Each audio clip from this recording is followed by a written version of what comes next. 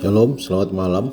Mari kita renungkan firman Tuhan dengan judul Persahabatan Orang-orang yang Hidup. Mari berdoa. Bapa kami di surga, kami mohon Tuhan bersama dengan kami di saat kami merenungkan lagi firman-Mu. Di dalam nama Yesus Kristus kami sudah berdoa. Amin. Ayat renungan diambil dari Pengkhotbah pasal 9 ayat 4. Tetapi siapa yang termasuk orang hidup mempunyai harapan, karena anjing yang hidup lebih daripada singa yang mati.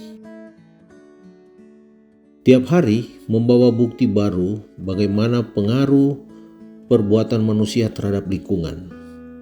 Pada saat saya menulis, para ilmuwan Uni Soviet sedang menyemprotkan bahan kimia ke gumpalan awan di atas bangunan nuklir yang ditutup di Chernobyl itu. Dengan mengurangi curah hujan, mereka berusaha mengurangi penyebaran radioaktif pada perkebunan dan sungai-sungai di sekitar itu. Dalam keadaan yang peka ekologi, ada suatu kemungkinan untuk memperoleh untung yang besar. Dari hanya suatu saluran kecil, sekarang di sungai Thames terdapat lebih 100 jenis ikan.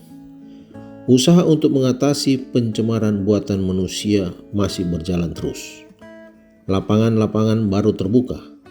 Di Swedia, air asam membuat air bening dan tidak ada orang dapat hidup di dalamnya. Di mana-mana dunia jadi panas karena sampah pabrik mematikan tumbuhan air. Betapa getirnya pelajaran tersebut menyatakan bahwa manusia tidak dapat hidup sendiri. Salomo memikirkan hal seperti itu. Tetapi dari segi iman yang menyelamatkan dalam masyarakat seiman, kita mungkin mendapat pengharapan. Bangsa Israel mempunyai perasaan masyarakat yang kuat. Keselamatan disalurkan Allah melalui bangsa tersebut. Akan tetapi ada pula masyarakat jahat. Karena ada seorang akan di dalam perkemahan, maka akan ada kekalahan di kota Ai. Perjanjian baru memasukkan ide masyarakat dan persahabatan ini ke dalam jemaat. Persahabatan di mana terdapat hidup dan sukacita mencakup saudara-saudara kita yang percaya. Tetapi lebih dari itu, Roh Kudus bersahabat dengan kita. Bapa dan Anak adalah satu dengan kita. Ekologi keselamatan memasukkan kita dalam suatu lingkungan di mana surya kebenaran akan bercahaya-cahaya.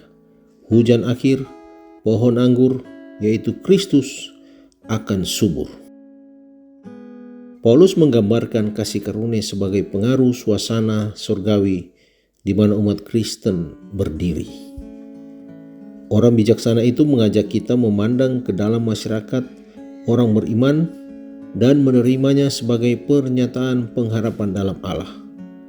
Maut mengakhiri pengharapan dan sukacita. Jika kita tidak berhasil menemukannya dalam hidup ini, maka tidak akan ada kesempatan kedua lagi untuk mendapatkannya. Barang siapa menghindar dari tempat di mana Allah datang untuk bersahabat dengan umatnya, boleh jadi orang itu kelihatannya seperti seekor singa, tetapi ia akan bertemu dengan maut. Orang yang terhina mempunyai masa depan yang lebih cerah di hadapan Allah daripada orang yang paling perkasa yang mengandalkan dirinya sendiri. Keselamatan kita satu-satunya hanya pada tetapnya kita berdiri di dalam terang wajah Allah. Dikutip dari buku Evangelism halaman 121. Mari berdoa. Bapa di surga, terima kasih Tuhan atas kesempatan kami boleh merenungkan firman-Mu. Mengajak kami untuk bersahabat dengan orang-orang yang ada di sekitar kita. Terlebih dengan orang-orang yang seiman. Untuk itu Tuhan, dalam kelemahan kami membutuhkan kuasa Roh Kudus untuk menguatkan iman kami. Sehingga kami boleh bersahabat dengan siapa saja untuk menjadi alat Tuhan menyampaikan kabar sukacita surga. Bersamalah kami Tuhan malam hari ini. Di dalam nama Yesus Kristus kami sudah berdoa.